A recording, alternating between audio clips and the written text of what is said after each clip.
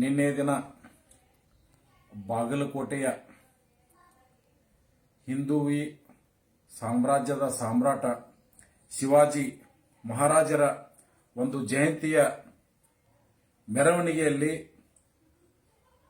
ದುಷ್ಟ ಸಮಾಜದಲ್ಲಿ ಶಾಂತಿಯನ್ನು ಕದಡುವಂತ ದುಷ್ಟ ದೇಶದ್ರೋಹಿಗಳು ಮೆರವಣಿಗೆಯ ಸಂದರ್ಭದಲ್ಲಿ ಕಲ್ಲು ಮತ್ತು ಚಪ್ಪಲಿಯನ್ನು ಎಸೆದಿದ್ದಾರೆ. ಇದು ಅತ್ಯಂತ ಖಂಡನಾರ್ಹವಾದಂಥ ಒಂದು ವಿಷಯ.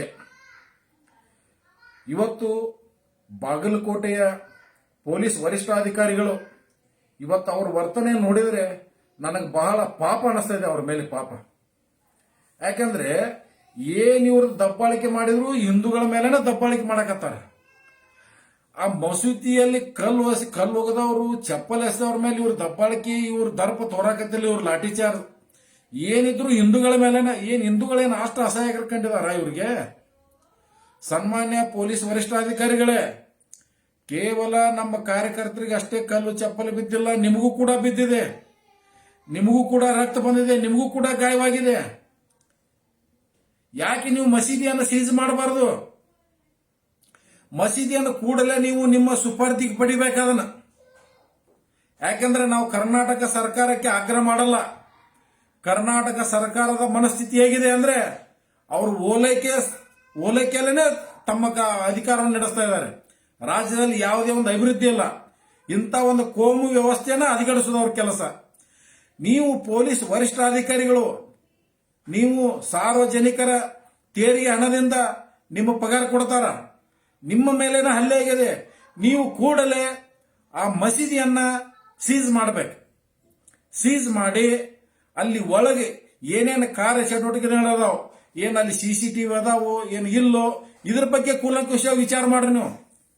ಯಾಕಂದ್ರೆ ನಾವು ಹಿಂದೂಗಳ ಕಾರ್ಯಕ್ರಮ ಆದ್ರೆ ಏನಿದ್ರು ಬಯಲಿನೊಳಗೆ ಇರ್ತಾವ, ಹಿಂಗ ಕದ್ದು ಮುಚ್ಚಿ ಆಗಂಗಿಲ್ಲ. ಆದ್ರೆ ನೀವು ಕೇವಲ ಬರೀ 8 ಜನರನ್ನು ಬಂಧಿಸಿದಿರಿ ನೀವು. ಇದು 8 ಜನರು ಅಷ್ಟೇ ಅಲ್ಲ, ವಿಡಿಯೋದಲ್ಲಿ ಸಂಪೂರ್ಣವಾಗಿದೆ. ಸುಮಾರು 50-60ಕ್ಕೂ ಹೆಚ್ಚು ಜನ ಯುವಕರಿದ್ದಾರೆ ಅಲ್ಲಿ.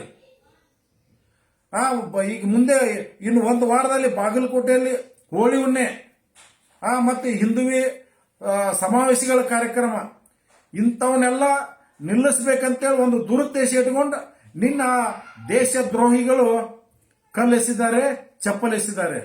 ಅದಕ್ಕೆ ನಾನು ಕೂಡಲೇ ಪೊಲೀಸ್ ವರಿಷ್ಠಾಧಿಕಾರಿಗಳನ್ನ ವಿನಂತಿ ಮಾಡಕತ್ತೀನಿ. ನಾನು ಕೇವಲ ನಮ್ಗಟ್ಟಲ್ಲ, ನಿಮಗೂ ಕೂಡ ಬಿದ್ದಿದೆ, ಅದು ನಿಮಗೂ ಕೂಡ ರೋಷಿ ಬರಬೇಕು. ನಿಮಗೆ ಮಸೀದಿ ಸೀಜ್ ಮಾಡ್ರಿ ಅದನ್ನ ಮಾಡಲ್ಲ. ಏನು ಒಳ್ಳೆ ಮಳೆ ಬರೇ ನಮ್ಮ ಹಿಂದೂ ಕಾರ್ಯಕರ್ತರ ಮೇಲೆನ ಲಾಠಿ ಚಾರ್ಜ್ ಮಾಡ್ತೀರಿ, ನಮಗೆ ಬೋಧನೆ ಮಾಡಕ್ ಬರ್ತೀರಿ ನೀವು. ಯಾಕೆ ಅವ್ರಿಗೆ ಯಾಕೆ ಬೋಧನೆ ಮಾಡಬಾರ್ದು ನೀವು? ಅದಕ್ಕೆ ಕೂಡಲೇ ನಾನು ಹೇಳಕತ್ತೀನಿ, ಆ ಮಸೀದಿಯ ಅಧ್ಯಕ್ಷ ಯಾರಿದಾರ ಮತ್ತೆ ಅಲ್ಲಿರುವಂತ ಮೌಲಾನ ಮೊದಲು ಅರೆಸ್ಟ್ ಮಾಡಿ ಒಳಗೋಗಿಬೇಕು. ನೀವು ಕೂಡಲೇ ಅರೆಸ್ಟ್ ಮಾಡ್ರಿ ಅವ್ರನ್ನ. ಯಾಕಂದ್ರೆ ನೀವು ಬಹಳ ಮೃದು ಧೋರಣೆ ತೋಳ್ತಾ ಇದಾರೆ ಅನಿಸ್ತದೆ. ಇವತ್ತು ಅಲ್ಲಿ ಹೋಗ್ತಾ ಇದ್ರೆ ಅಲ್ಲಿ ನೀವು 163 ಸೆಕ್ಷನ್ ಜಾರಿ ಮಾಡಿ, ಯಾಕೆ ಜಾರಿ ಮಾಡಿದ್ರಿ ನೀವು? ದಾಂಧಲೆ ಮಾಡಿದಾರ ಅವ್ರು. ನಮ್ಮ ಕಾರ್ಯಕ್ರಮಕ್ಕೆ ಯಾಕೆ ಅಡ್ಡಿ ಮಾಡ್ತಾ ಇದ್ರಿ ನೀವು?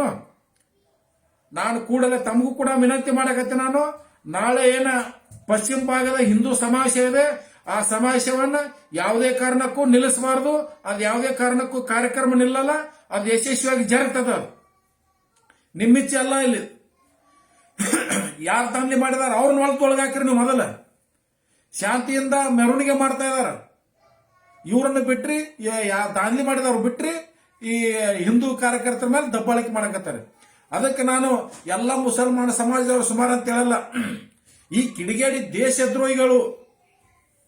ದೇಶದ್ರೋಹಿಗಳನ್ನ ನಾವು ವಿರೋಧ ಮಾಡಕತ್ತೀವಿ ನಾವು. ಆದ್ರೆ ಎಲ್ಲ ಮುಸಲ್ಮಾನ ಸಮಾಜದವರು ಸುಮಾರು ಅಂತ ಹೇಳಲ್ಲ. ಆದ್ರೆ ಸುಮಾರು ಇದ್ದವ್ರು ಅಷ್ಟು ಅವರೇ ಇದಾರೆ ಅಲ್ಲಿ. ಈ ಕಲ್ಲು ಹೋಗಿಯವರು ದೇಶಕ್ಕೆ ಕಂಟಕವಾಗವ್ರೆ ಇವರೇ. ಅದಕ್ಕೆ ಕೂಡಲೇ ಇದನ್ನ ತಡೆ ಹಿಡಿಬೇಕು. ಆ ಬದಲು ಮಸೀದಿ ಸೀಜ್ ಮಾಡಬೇಕಂತ ನಾನು ಈ ಮೂಲಕ